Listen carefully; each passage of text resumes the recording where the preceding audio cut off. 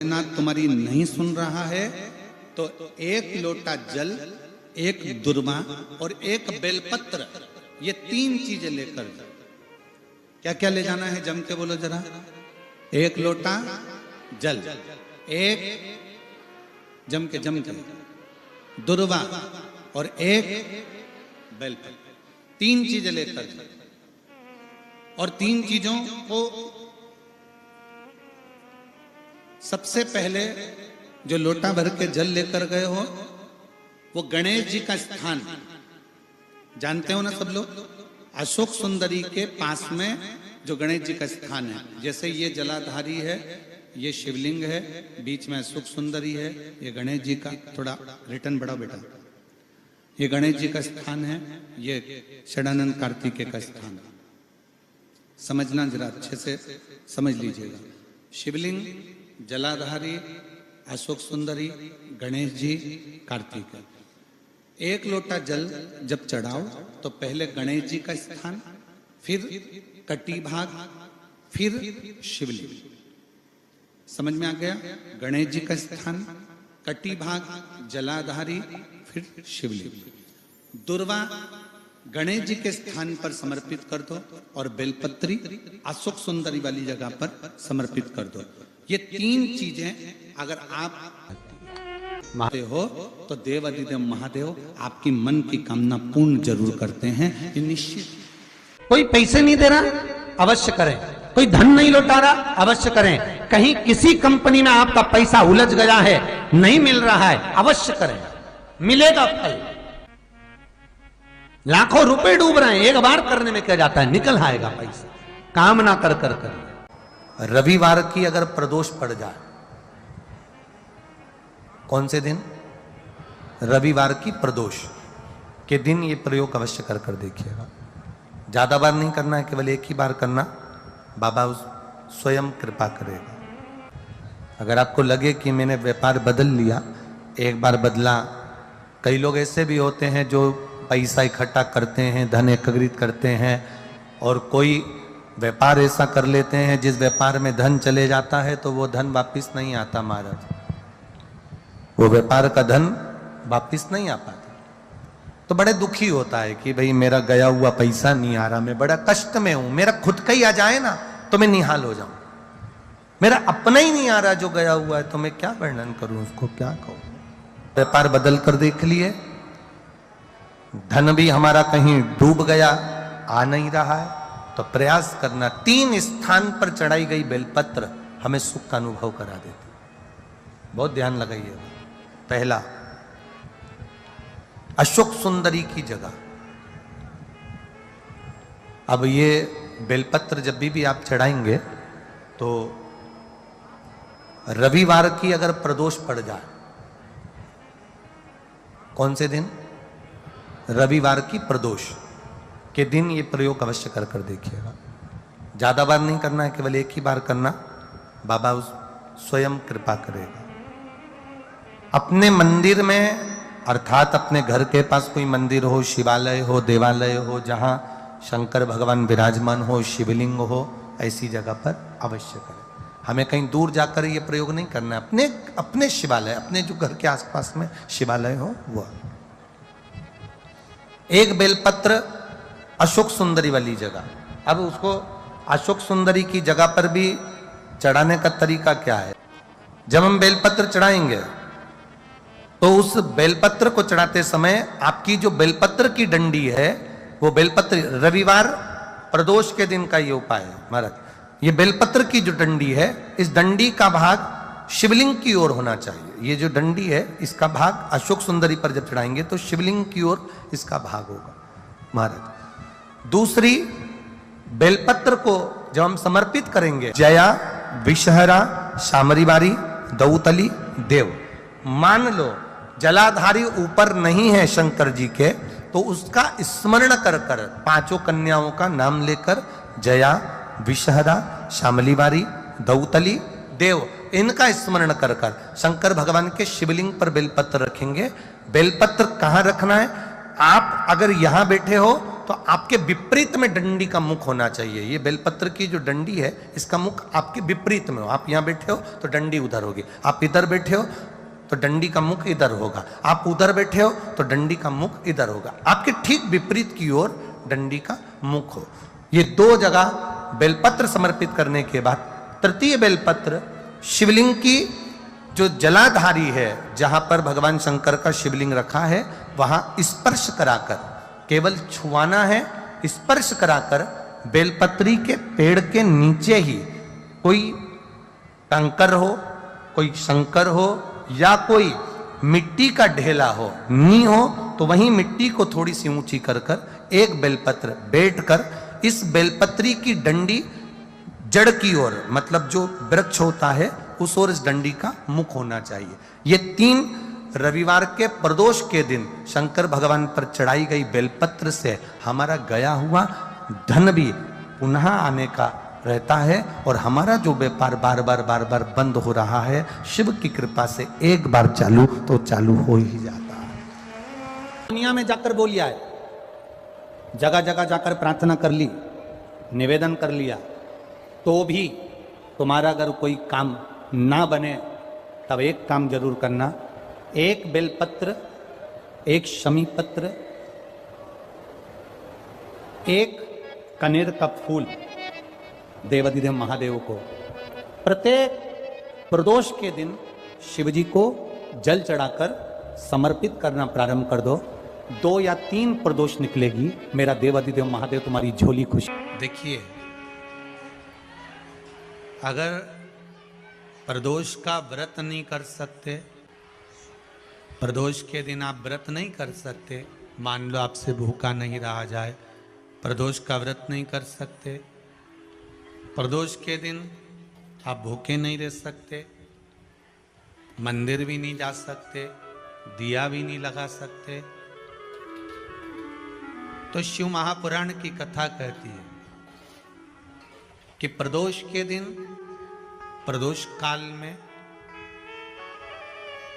अपने ही दरवाजे के पास में देवाधिदेव महादेव का स्मरण कर कर लक्ष्मी की वृद्धि के लिए, कार्य सिद्धि के लिए, संपदा को प्राप्त करने के लिए आप अपने ही दरवाजे के पास में एक दीप लगा सकते हो। कौन से दिन? प्रदोष के। एक बात और अच्छे से समझ लीजिए, जो बच्चे चिड़चिड़े होते हैं, चाहे घर में बेटे हों, बहुएं हों, सास हो, ससुर हो, परिवार में छोटे छोटे बच्चे हों, चिड़चिड़ प्रवृत्ति करते हों या चिड़चिड़ा स्वभाव हो, जरा जरा सी बात में क्रोध आ जाता हो, बोलने का भान नहीं रह पाता हो, शब्दों के बाण चलते हों, तो महाराज प्रदोष के दिन, प्रदोष काल में बेलपत्री के पेड़ के नीचे एक, जो पत्ता आपके पास में हो, पान का मिल जाए तो पान का, पीपल का मिल जाए तो पीपल का, बेलपत्र का मिल जाए तो बेलपत्र का, उस पत्ते पर मात्र थोड़ा सा शहद और 7 दाने चावल के रखकर घी का दिया लगा दो महाराज, और थोड़ा सा जल हाथ की अंजलि में लेकर भगवान देवाधिदेव महादेव का स्मरण कर कर कि इस बेलपत्री के वृक्ष के नीचे माता लक्ष्मी, पार्वती, सरस्वती विराजमान है, इसी बेलपत्री के पेड़ के नीचे मेरे देवाधिदेव महादेव का 12 ज्योतिर्लिंग का स्वरूप प्रकट है, उनका स्मरण कर कर जल चढ़ा दीजिए। और उसका स्मरण कर लो जो चिड़चिड़ प्रवृत्ति करता हो, क्रोध करता हो, जिसको बोलने का भान नहीं होता हो, सम्मान नहीं देता हो, अपशब्द कहते हो, उनका स्मरण कर कर आप छोड़ेंगे। एकदम एक प्रदोष करेंगे, दूसरे प्रदोष तक तो आपको कोई दिक्कत ही नहीं होगी। 2-3 प्रदोष कर कर देखिए, बाबा कृपा करें। बच्चों को पढ़ने का कह रहे हो, पढ़ने बैठो, पढ़ने बैठो, पढ़ने बैठो, पढ़ने बैठो, तो एक आध प्रयास बच्चों के लिए भी कर लिया करो कि भाई ठीक है, बच्चे लोग विद्या में प्रबल होंगे।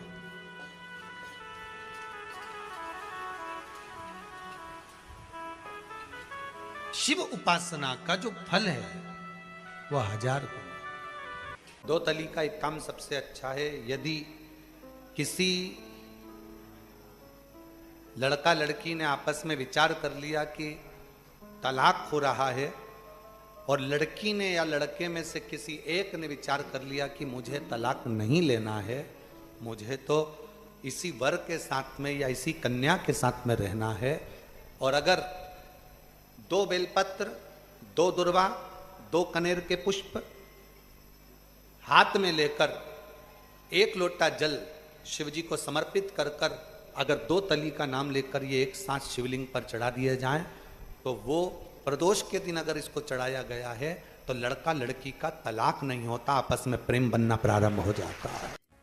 ऐसा लगे जीवन में कि मैं बहुत दुखी हूं और कष्टमय जीवन चल रहा है और कोई समस्या का हल ही नहीं मिल रहा, बहुत दिन हो गए जूझ रही हूं मैं इन समस्याओं से, तो बेलपत्री की जड़ के अंतर्गत जो बेलपत्री का बड़ा वृक्ष हो, उसकी जो जड़ हो, उस जड़ पर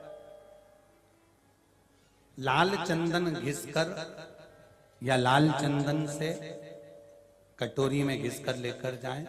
शिव जी पर लाल चंदन से पूजन करने के बाद में उसी चंदन को लेकर आकर बेलपत्री की जड़ के अंतर्गत ओम अक्षर को लिखकर एक बेलपत्र अपनी कामना कर कर उस जड़ पर बेलपत्री के समर्पित करना। पहले कथा में कहा है कि बेलपत्री कोई साधारण सा वृक्ष नहीं है, इसको केवल साधारण मत मानना, वृक्ष नहीं है। बेलपत्री की जड़ में ओम शब्द लिखकर, अक्षर लिखकर उस पर एक बेलपत्र समर्पित कर कर शिव जी से अपनी कामना कर कर जो प्रदोष के दिन,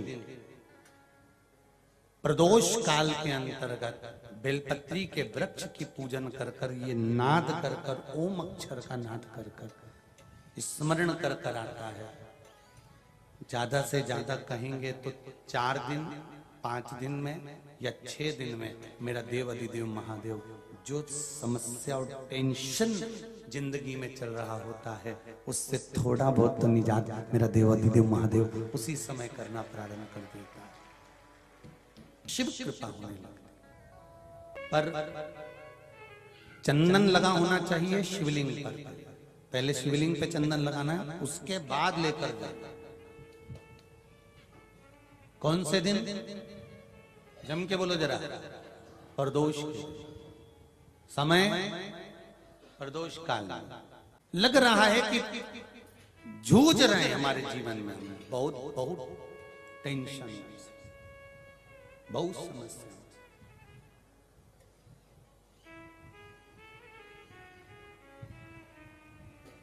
तब ओम अक्षर का नाद मूल होना चाहिए। आप में से कितने लोग शिव मंदिर जाते हैं? सभी लोग जाते हैं ना। तो शंकर जी के मंदिर जाते हैं तो आप जब वापिस लौट कर आते हैं तो नंदी के कान में, जब हम नंदी से कुछ कहते हैं, आप लोग जब वापिस लौट कर आते होंगे तो नंदी से कहकर आते होंगे ना कुछ लोग। तो जब हम नंदी से कुछ कहकर आते हैं, आपने देखा होगा कई लोग नंदी के कान में कुछ कहते हैं, फिर नंदी का जो सींग होता है उस सींग के बीच में से शिवलिंग का दर्शन करते हैं।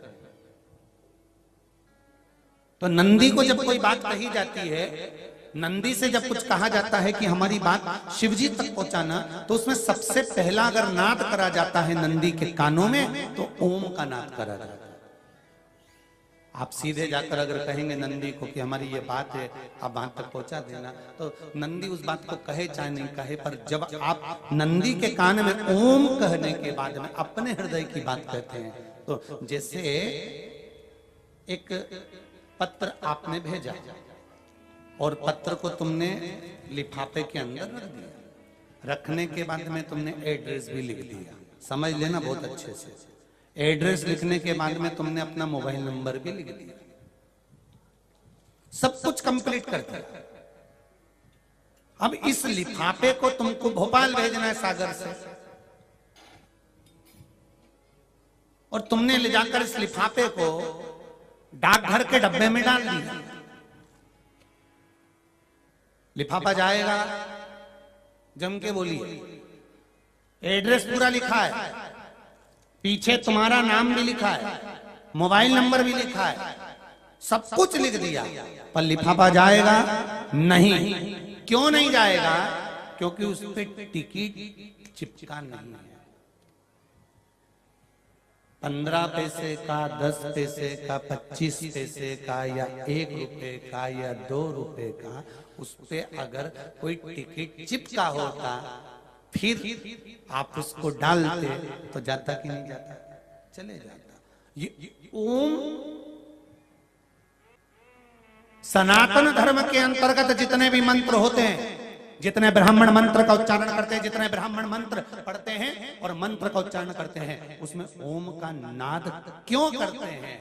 क्योंकि ये हमारे श्लोकों को, हमारे शब्दों को, हमारे दिल की बात को टिकट का काम कर कर परमात्मा तक पहुंचा देता है। ये ओम अक्षर, ओम शब्द, ओम नाद वहां तक पहुंचा।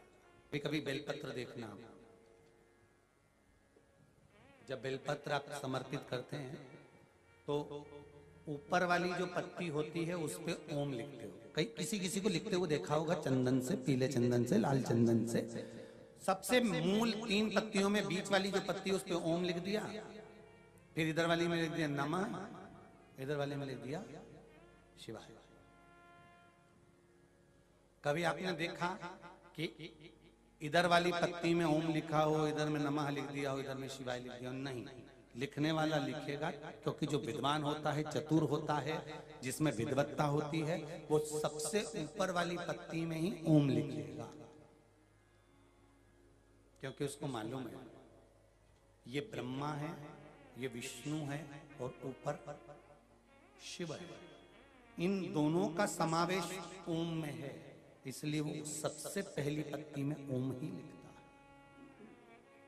है। दुनिया का कितना भी दरिद्र व्यक्ति हो, चाहे दुनिया का कोई व्यक्ति ऐसा हो जिसका कभी व्यापार चलता ही नहीं हो, उसने 50 बार बदल के देख लिया, फैक्ट्री चली नहीं रही, जिस काम को करने के लिए जाते हैं वो काम टल जाता है, आज की जगह कल, कल की जगह परसों, परसों की जगह नरसों, काम होता ही नहीं। बेटा बेटी का संबंध करने जा रहे हैं पर हो ही नहीं रहा।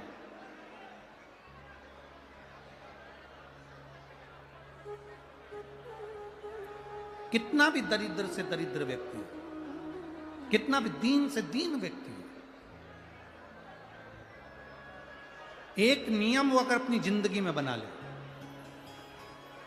प्रदोष काल में, प्रदोष के समय पर बेलपत्री के वृक्ष के नीचे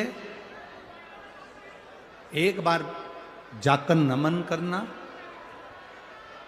और प्रदोष काल में शंकर भगवान के मंदिर में दिया लगाना, ये 2 चीजें अगर वो 3 महीना भी लगातार कर ले तो उसके जीवन में कभी कोई समस्या आ ही नहीं सकती, कोई दुख आ ही नहीं सकता।